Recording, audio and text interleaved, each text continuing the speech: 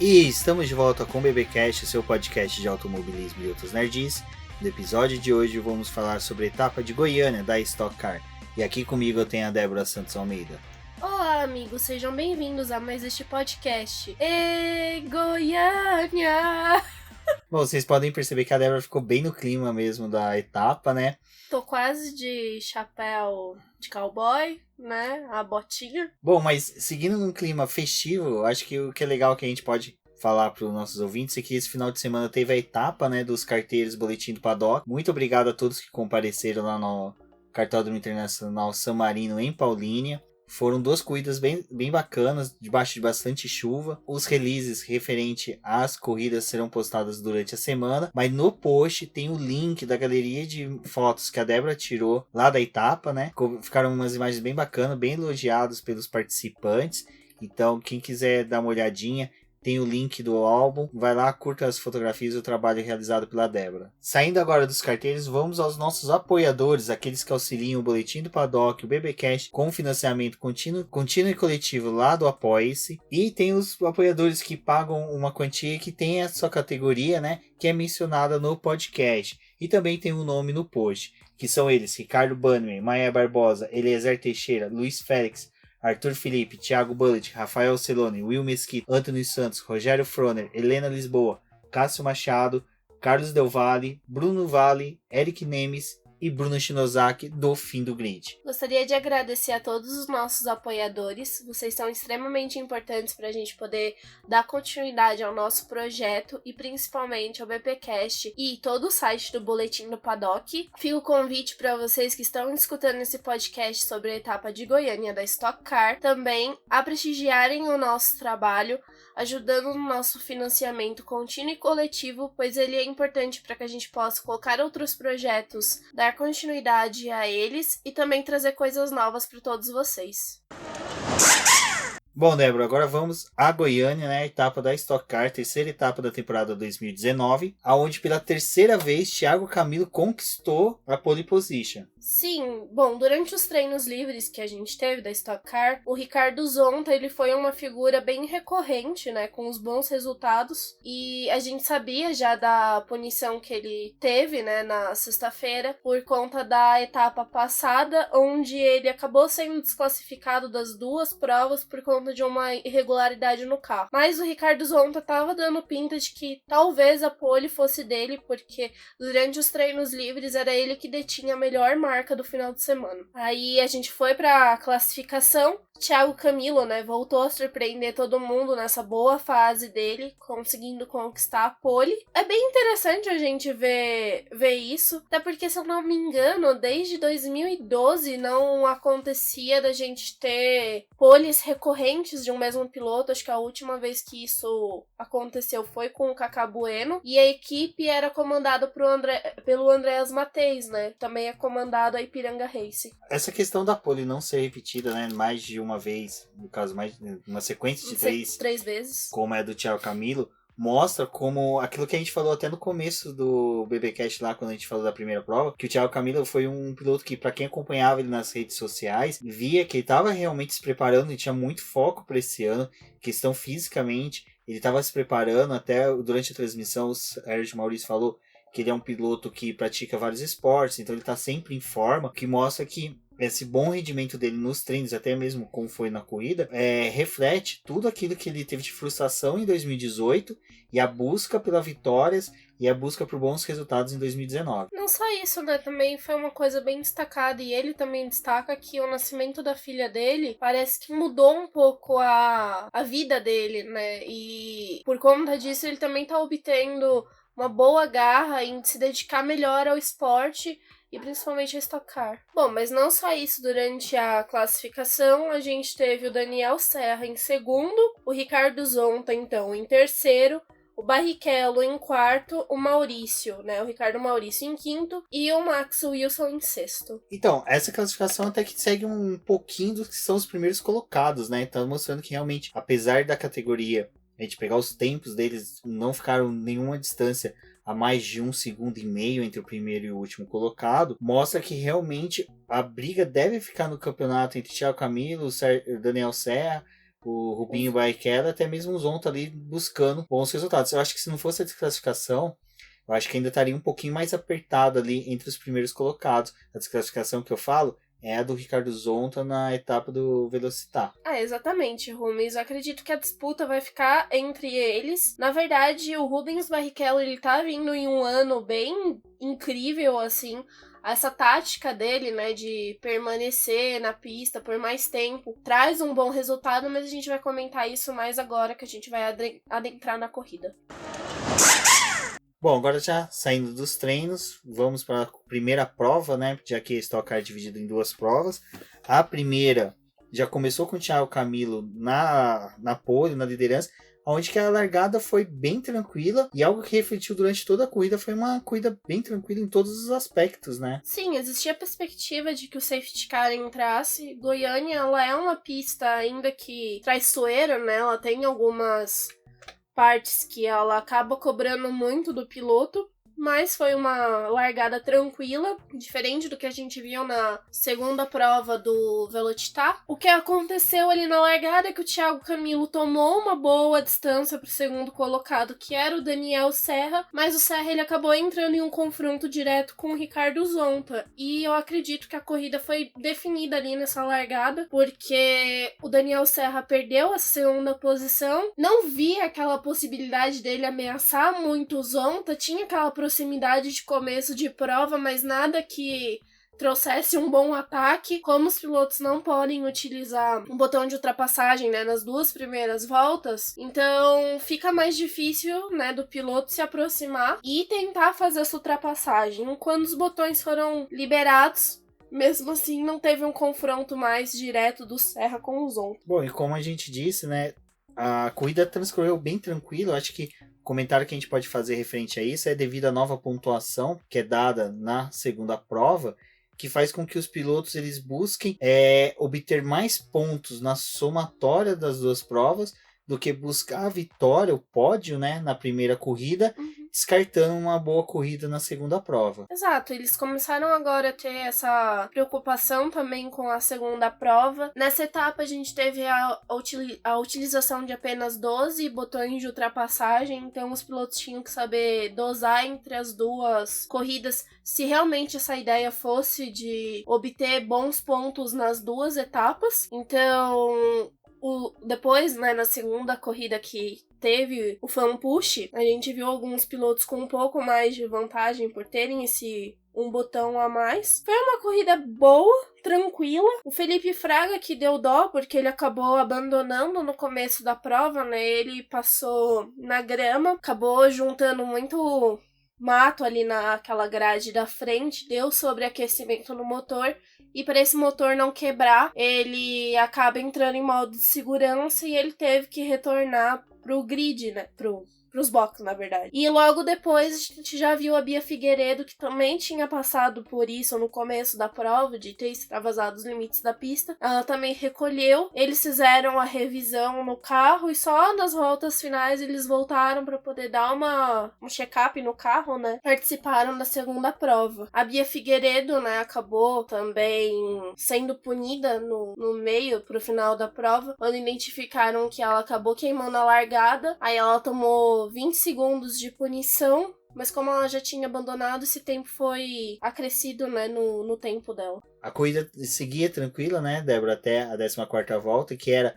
quando os boxes ficavam abertos para os pitstops. Também os pitstops foram rápidos, porque os pilotos só faziam a troca de um dos pneus, e aí começava a gente ver quais pilotos estavam na aposta da segunda corrida e da primeira, porque os pilotos que já abasteciam com bastante gasolina, se viu que eles estavam se programando para a próxima corrida, e alguns poucos fizeram aquele special go, que é só injetar um pouco de gasolina e voltar para a pista. Sim, e depois, né, quando tava tendo essa rodada de pitstops, a gente viu o Thiago Camilo e o Zonta entrarem juntos nos boxes, e quando eles saíram do pit lane, eles saíram bem colados, né, enquanto o Barrichello liderava a corrida e fazia aquela clássica prova dele, né, de permanecer mais tempo na pista, tentar ganhar distância e depois fazer a parada dele, mas bem mais tranquila. No entanto, essa parada do Rubinho, por ter sido na última volta foi um pouco mais congestionada, porque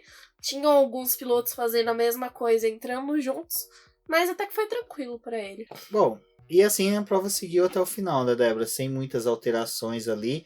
Teve uma séria briga ali de posições entre Ricardo Maurício e o Marcos Gomes, né? Disputando posição, roda com roda. Mas Cacá Bueno também, né? Teve disputas lindíssimas na pista. Principalmente com o Barrichello, né? É uma disputa bem bacana, né? Você vê o Barrichello, que já podemos dizer que já é um piloto experiente da Stock Car, e o Cacá Bueno, que dispensa comentários a experiência e a notoriedade que ele tem da Stock Car. Como foi uma disputa limpa, justa entre os dois.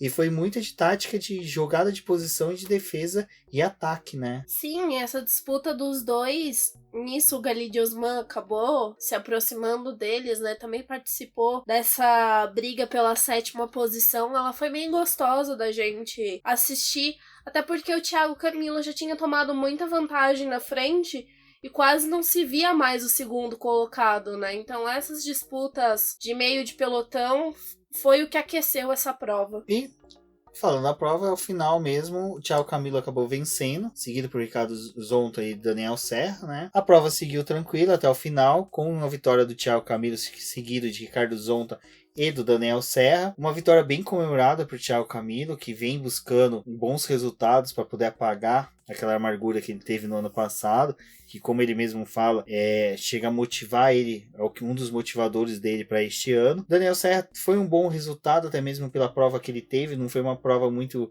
audaciosa por parte do piloto, né, da Aerofarma, mas as brigas ali... A gente vê ele mais conservador essa temporada, né? Eu acho que, comparado com a prova de 2017, 2018, o Daniel Serra em 2017 ele era muito mais aguerrido, buscava muito mais vitórias. Em 2018, tinha boas disputas dele de encostar um carro com o Thiago no Camilo outro. mesmo. Sim. Mas só que em 2018 ele já foi muito mais administração de resultados, onde que ele começou a trabalhar com essa coisa das somatórias de resultado da primeira e segunda prova, e está seguindo da mesma forma este ano, que até o presente momento tá dando certo. Bom, a gente já tava com a pauta pronta, né, Débora, da gravação, quando fomos surpreendidos com a notícia de que o Thiago Camilo foi punido com 20 segundos de acréscimo no seu tempo, ele e o Ricardo Maurício, por queima de largada. Eu achei uma decisão que demorou muito tempo para poder sair, até porque a gente submeteu, né, o piloto aí pra primeira posição do grid, não sei o que. Aí você tira a vitória dele, passa pro segundo colocado. Não acho esse tipo de conduta legal. Às vezes eu acho que a Stock Car ela demora muito tempo pra poder tomar uma decisão. Até porque, pra mim, não faz muito sentido, sendo que a Bia Figueiredo ela foi punida por essa mesma coisa na primeira prova. Na primeira prova, durante a prova, já analisaram, viram que ela queimou a largada, puniram ela. Então, a equipe já trabalha com uma estratégia em cima disso. E a Bia, ela já nem ia ter tanto ganho nessa primeira etapa, porque ela já tinha sofrido com o sobreaquecimento do carro e teve que parar. Aí eles já deram uma punição para uma piloto que estava parada nos boxes. E aí você deixa o cara que tá liderando a prova e o quarto colocado acabar a corrida normalmente, para no final da tarde sair uma punição. Eu não consigo entender esse tipo de coisa. O pior da punição do Thiago Camilo e do Ricardo Maurício ter saído depois, não é a questão só disso, de você ter que tirar a vitória dele, tirar a posição que o Ricardo Maurício chegou. O Ricardo Maurício chegou em quarto, né? Joga eles lá pra trás e ficou em 13º, 15º, 14º, né? O Camilo 13º. O Ricardo Maurício 14º, tem toda a questão de que a primeira prova ela reflete muito na segunda. A inversão do grid já é algo que seria uma outra proporção, porque se entre a primeira prova e a segunda o Thiago Camilo tivesse sido punido e o Ricardo Maurício também, provavelmente outros pilotos estariam participando dessa inversão do grid, porque olha... Não só isso, eu acredito que se eles tivessem recebido a punição nessa primeira corrida, eles não teriam danificado tanto o carro nessa primeira prova, então eles poderiam ter pensado já na segunda corrida, talvez abandonando essa, poupando mais os pushes, sei lá o que eles iam fazer, mas eles iam pensar na segunda corrida e isso não aconteceu. Aí vocês, né, se deixam um campeonato desenrolar entre duas provas, nada se é feito. E aí, depois que termina, tem essa modificação. A gente também teve a modificação no campeonato, porque o Daniel Serra e o Rubinho, a diferença de pontos deles não tinha, eles tinham empatado nessa corrida. E só por conta, né, do Daniel Serra ter terminado uma prova na frente, né, o Rubinho ficou na segunda posição. Mas o que eu falo da punição tinha que ter sido identificado e punido já na primeira prova, era que nem com a punição dada ao Thiago Camilo e ao Ricardo Maurício, o Alan Kodair e o Valdeno Brito teriam entrado na inversão do grid dos 10 primeiros. Então, o Alan Kodair teria saído em primeiro e o Valdeno Brito teria saído em segundo. Você tá entendendo? E o Diego Nunes, ele também teria entrado nessa disputa. Eu acho que não identificou algo que seja punível, não aplicou a punição no momento que seria o certo, que seria durante a primeira prova, ou até o início da segunda prova, que aplique um outro tipo de punição. Tinha que ter uma punição alternativa que não alterasse esses resultados, que nem... Tá bom, Thiago Camilo, na próxima prova você vai ser acrescido os 20 segundos. Já tá definido esse resultado, a gente vai partir pra próxima. E na próxima prova você vai ter que largar 10 posições, vai perder 10 posições no grid. A Stock Car tinha que ver isso, porque é algo que a gente já estava criticando muito a Fórmula E, de aplicar punições tardias e sem efeito algum. A Fórmula 2 teve recentemente uma situação dessa em que eles puniram e prejudicaram muito mais outros envolvidos do que quem realmente deveria ter sofrido a punição. A punição pra mim do Zonta também... Quando saiu a punição do Ricardo Zonta, já a punição foi muito escura. Por quê? A gente recebeu a notícia que ele havia sido punido por irregularidades do carro. Em nenhum momento falou quais irregularidades. Aí a Stock Car começou a receber muitas críticas, porque a notícia primeiro partiu da organizadora. Aí depois a CBA veio. A Stock Car notificou todos os veículos de comunicação da punição. Então a notificação primeira partiu da organizadora. Aí recebeu muitas críticas porque era muito omissa quanto ao motivo real. Só falava que foi encontrado peças irregularidades em peças do carro, né? Que não especificava quais peças e quais irregularidades eram essas. Aí quando a Stock Car recebeu muitas críticas, a CBA veio soltar uma nota de informação.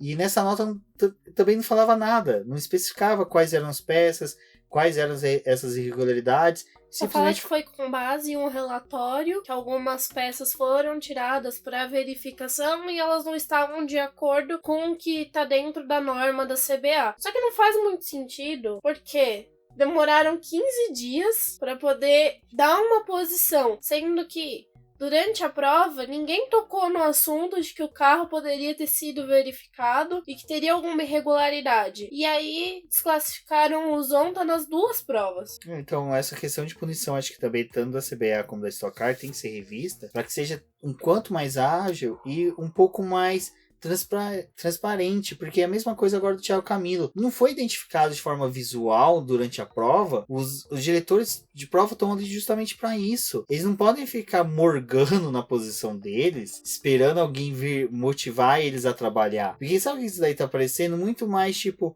alguém viu, alguém assimilou de outras equipes e foi lá bater na porta da direção e falou, o Thiago Camilo queimou largada. Tá muito mais aparente a isso.